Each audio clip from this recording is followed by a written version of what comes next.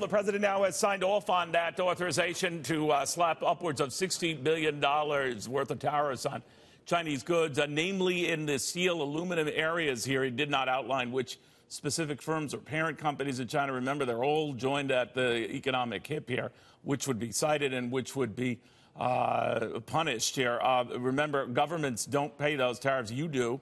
But the hope is, the president says, that the Chinese and those companies that abuse these policies or are dumping steel or aluminum on our shores and getting a distinct advantage in trade, as he said, at least a $375 billion trade deficit with China. That is what we are running right now against the Chinese. Others have put it as high as the president did, $500 billion when you include some of these intellectual property matters that come up. The read on all of this with former UN Ambassador John Bolton.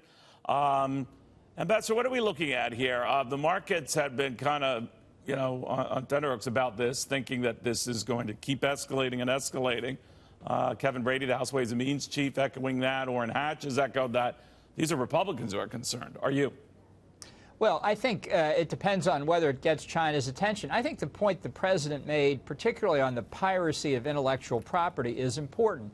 China comes into the World Trade Organization. It's supposed to follow norms and agreements that prohibit this kind of activity. The argument for China coming in was all these international norms will pressure China, increase the chances for reform. It hasn't worked.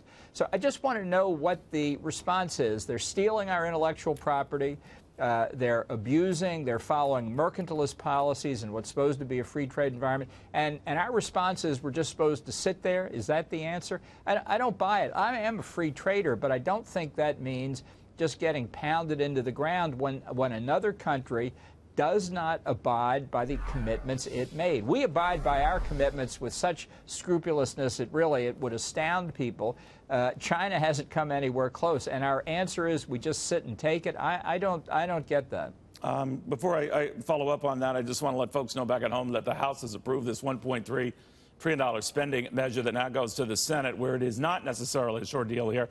This is the one that keeps the government operating through the end of the fiscal year, September 30th. That's a done deal. Now goes to the Senate. They don't have a lot of time here, especially if the Senate is interested in reworking parts of this. The Senate just might vote on it as is, which was the recommendation of Speaker Paul Ryan. But again, they've got to do so before 12:01 a.m. tomorrow, or guess what? We're shutting down. Ambassador, back to this issue. You mentioned whether China plays fair, and you have your doubts. The WTO, the World Trade Organization, to which the president alluded, has readily acknowledged that the Chinese don't exactly play fair, but a lot of times when in recent issues that have come up regarding the Chinese, it's not taken our side. The WTO, though, has said that China clearly meaningfully controls some state-owned companies. And this is what bugs the president mostly, that they have an unfair advantage right on their home turf, and they extend that elsewhere. Well, of course what do we do about that?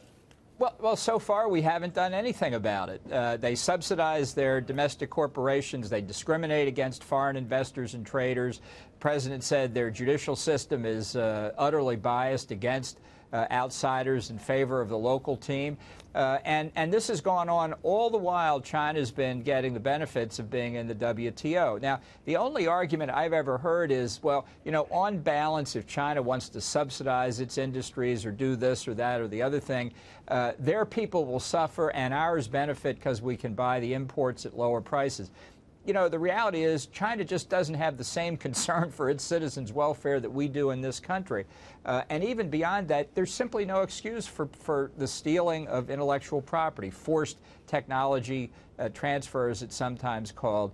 The bureaucracy has a real problem in calling out violations of a lot of American international agreements. I've seen it endlessly in the arms control world, and it seems to me the same is true in the trade world. I just don't understand why being a punching bag is the right response. I think if you get the attention of some of these violators, you could move toward real free trade, or you could get the agreement's renegotiated. The president of Volkswagen just said last week, I can understand the Americans put a tariff of 2 or 2.5%, whatever it is, on European cars imported into the United States. We impose a 10% tariff on their cars. Now, somewhere in some complex negotiation that was agreed to. I'd like to know what Americans agreed to that. Yeah, just to get access there, right? Ambassador, thank you very, very much. We're going to monitor that.